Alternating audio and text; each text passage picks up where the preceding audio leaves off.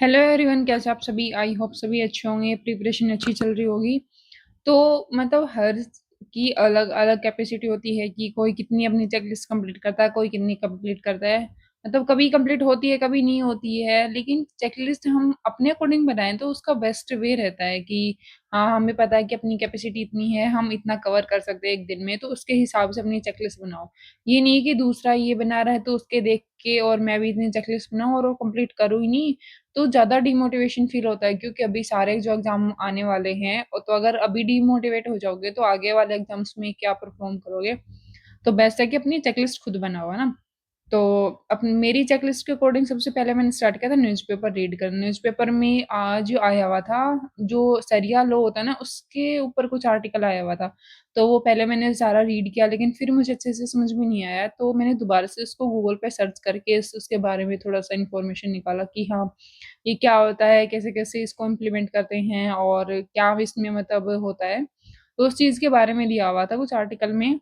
और आर्टिकल ये था कि उसमें केरला की कोई लड़की थी, उसके रिगार्डिंग कुछ था कि उसकी कोई डेथ हो गई थी और वो नर्सिंग थी, नर्सिंग कर रही थी ना कहीं से। तो ऐसा कुछ था उसके बारे में, ज़्यादा डिटेल में तो नहीं था, बट उसके बारे में ऐसा कुछ बताया हुआ था। वो करने के बाद में मैंने स्टार्ट किया अपनी जो टेबल्स वगैरह है उनको रिवीजन करना। तो मैंने 25 तक की हुई हैं टेबल, लेकिन अब मैं 30 तक करूँगी, क्योंकि बहुत बार ऐसा देखने के लिए मिला मिला मुझे कि जैसे 27, 28 की इनकी टेबल्स भी काफ़ी बार आ जाती हैं, मतलब इसके मल्टीपल कुछ आ जाते हैं, तो थोड़ा-सा उस टाइम पे थोड़ी प्रॉब्लम होती है। मैंने सोचा करना तो है ही, फिर 30 तक ही कर लेते हैं ना, रिवीजन में भी अपने आप कंप्लीट हो जाएगा। वो 5 ही तो टेबल है आगे, 5 भी तो क्या 4 ही हैं उसके अंदर ना। तो वो करनी है।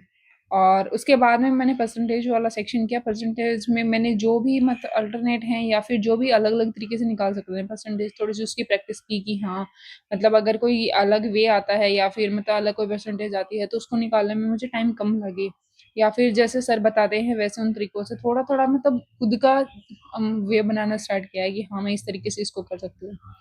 वो कंप्लीट करने के बाद मैंने एक इंग्लिश की चेकलिस्ट लगाई थी, निमिषा मैम की थी वो चेकलिस्ट ना, उसमें थे फिलर, मतलब फिलर थे तो सिंगल फिलर, लेकिन डबल-डबल मीनिंग दी हुई थी उनकी कि दोनों ही सैटिस्फाई होने चाहिए मतलब उस फिलर में। तो ऐसे क्वेश्चंस थे उसके अंदर, है ना?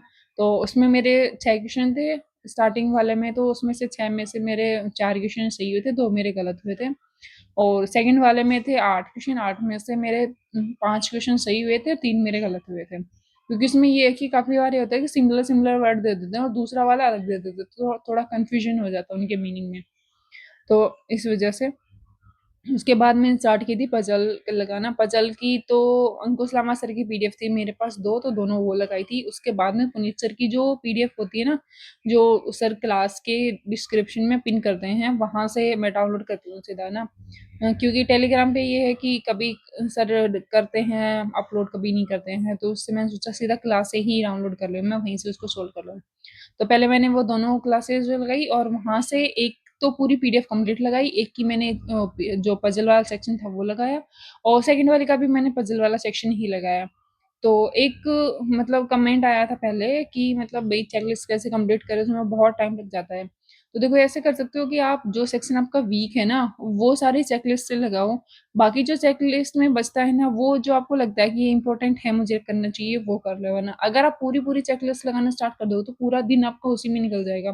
फिर बाकी सभी सब्जेक्ट को आप टाइम ही नहीं दे पाओगे। तो इसलिए जैसे मैं 3 चेकलिस्ट लेती हूँ, उसमें आपका अरिथमेटिक सेक्शन वीक है, तो तीनों चेकलिस्ट का अरिथमेटिक तो आप डेफ़िनिटली लगाओ। उसके बाद एक चेकलिस्ट उठाओ, उसके डीआई वाला सेक्शन और स्पीड मेथ वाला सेक्शन लगा लो। अगर आप पूरी-पूरी करोगे तो बहुत टाइम लग जाता है उस चीज़ को करने में।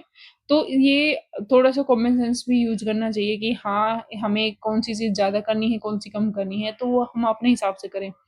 जैसे मेरा डीआई वाला सेक्शन अगर वीक है, तो मैं डीआई वाले सेक्शन की काफ़ी सारी डीआई लगाती हूँ। तो अब मेरे डीआई में थोड़ा इम्प्रूवमेंट हो गया है। आज वाला भी है, उसमें भी मैंने डीआई वाला सेट ही लगाया हुआ है।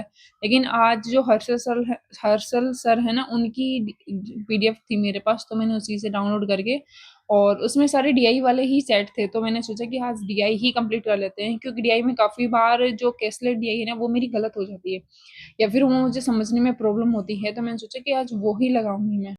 लेकिन पज़ल वाले सेक्शन में भाई आज एक पज़ल आई हुई थी, मतलब थर्ड 2 पज़ल, स्टार्टिंग की 2 पज़ल मेरी ईज़ी थी, मतलब जो कर्रक लेवल आती हैं वो आती हैं। थर्ड वाली कलर और पीओ के लेवल की थी। मैंने सोचा इतनी छोटी सी है, मतलब 3 लाइन में ही कंप्लीट हो रही थी वो पज़ल, उससे ज़्यादा बड़ी नहीं थी, है ना? लेकिन जब मैंने उसे किया तो समझ में आया कि इसमें तो कुछ डायरेक्टली दिया हुआ ही नहीं है, सारा इनडायरेक्टली दिया हुआ है। तो उसको काफ़ी बार रीड करके, मतलब मेरे को काफ़ी बार उसको रीड करना पड़ा, कि मतलब 4 लाइन है फिर भी मैं उसको इतनी बार रीड कर रही हूँ ना।